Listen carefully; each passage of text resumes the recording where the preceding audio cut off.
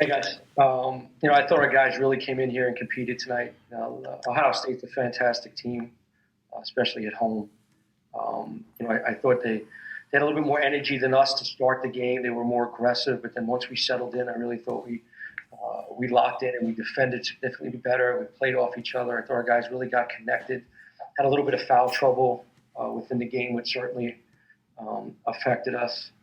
It was hard to keep this team down. EJ Liddell was really, really difficult to guard down the stretch. And again, I give our guys credit. We really executed, got some really good looks. I thought they executed a little bit better and made one more play than we did. They went 20 for 21 from the foul line, and we went 18 for 24. So I thought the two teams just really, really, battled, really battled. And I'm really proud of our guys, and we just can't let this game affect us for Saturday. We got to bounce back quick, get home quick, get some rest, and bounce back. Sorry for the delay in this. I'm trying to unmute Corey to get ready to start. Nate, you'll be on deck. Pegler, you'll be after Nate Bauer. Jim, can you hear me okay? I can, Corey. Yep. And Jim, you got two tremendous looks there. You had a wide open three for the lead. You got Myron from 12 feet. Could you have drawn up that any better in the last minute on the road? No, and that's why, I really give our guys credit. That's why we just huddled up. Let's go get on to the next one, because we really did a lot of really good things to win this basketball game, to put ourselves in position to win it, and we executed. You can't control the shots going in, but you can control the focus and the concentration and the effort to execute. And I thought they did a fantastic job of that. We got two really good shots. Again, I thought some ticky-tack fouls might have hurt us in that game. But, hey, man, I give our guys a lot of credit. This is a tough, really good Ohio State team. And, obviously you're one play away from winning it. But we can say that about the Indiana game and Seton Hall game too. So we're going to keep doing it, man. We're going to keep doing it. These guys deserve every opportunity to win games, and they keep putting themselves in position to. We're going to just keep getting better, and we're going to win these games. We will. We got a bunch coming up, a bunch of opportunities for us. Nate Bauer, you're next. William Pegler, you're on deck. Jim, what considerations went into having Isaiah on the bench for that last sequence? Yeah, you know what? We had really talked about it, but he was out so long with that fourth foul. We felt the other guys were in a little bit more rhythm. And we did. We hesitated. I put him in, not put him in. And then we just, we went to Seth. Seth had the real hot hand. So we went to him the first time, and then we went to MJ to get the shots. And we got two great shots. I'll look at it again. But, what we talked about, it was some of the issue that he had picked up his fourth foul, and, he was sitting out for a while. So we decided to go with the guys that have been in the flow. Thanks. William Pegler, you've got the next question. Mark Brennan, you're on deck. Hey, Jim. Obviously, Jamari made those two big plays before halftime on the defensive end. I think we know what he brings, as a defender. But in games like this, how important is his, senior leadership and just the fact that he's been there before in moments like this? Yeah, those guys, he's a winner. And I thought that was a big turning point in the game, those two big stops, steals that he had. Him and John Harrar have just been tremendous. I can't say enough about these guys with their leadership right now. Jamari's really down. He's really down right now because of the free throws. But like I said, man, we wouldn't be in this situation if we didn't have him and his energy and what he does for us. Let's go next to Mark Brennan. Justin Morgenstein, you're on deck.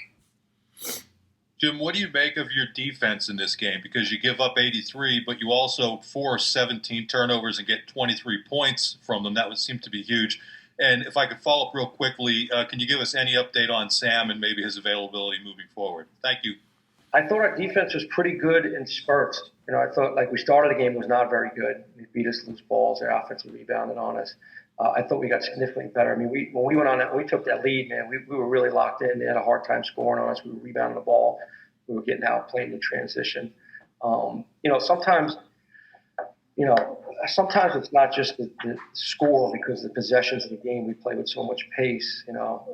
We broke down a little bit, and they shot a high percentage against us, which really, broke us down. I thought them going one-on-one late hurt us. Like I said, with Liddell, making big baskets for them. and Dwayne Washington hitting that huge three. I thought those were big plays.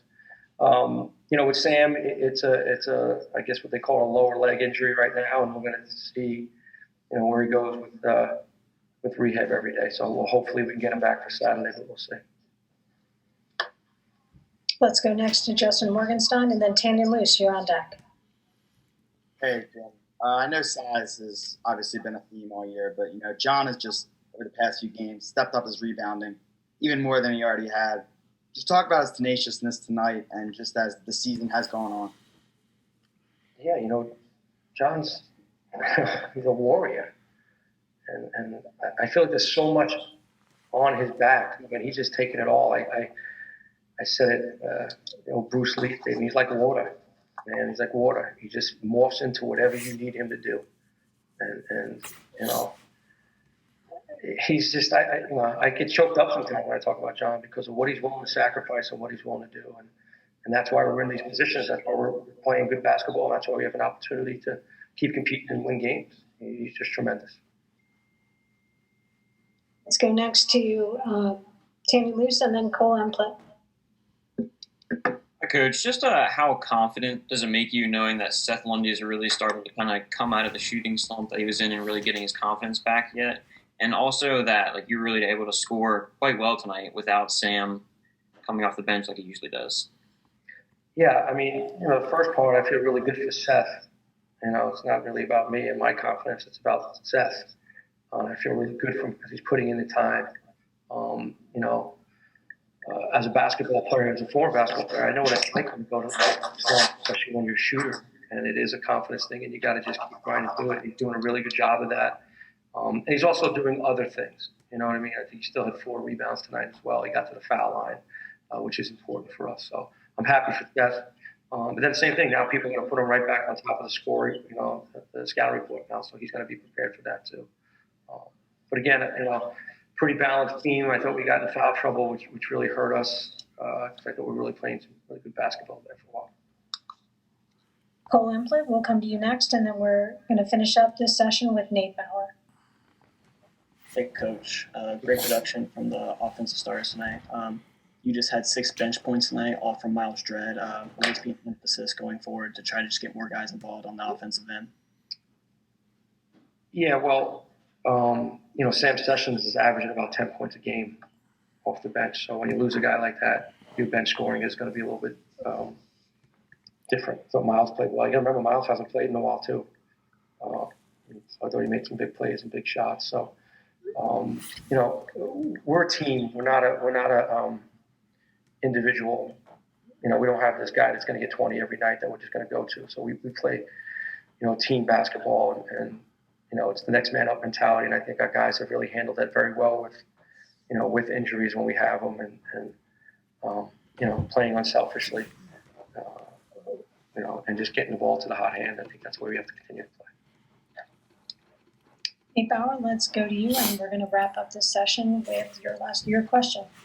Jim, I apologize if this is too broad, but my count is 4 games, 4 losses now that have been in doubt in the last 2 minutes to play for you guys. Can you put your finger on, are there any commonalities, I guess, that you haven't been able to get over the hump in the last couple of minutes specifically? I think they've all been different, Nate, and it is a broad stroke, but I think they've all been different. One thing I will say is we have given up a 3 with about 2 minutes to go, 2.5 to go in almost each one of those games. I think if we take away that 3, if it's just a 2, it could be a totally different story. But we keep looking at that stuff, and again, last time I think it was we didn't get a great shot at the end. We got great shots at the end.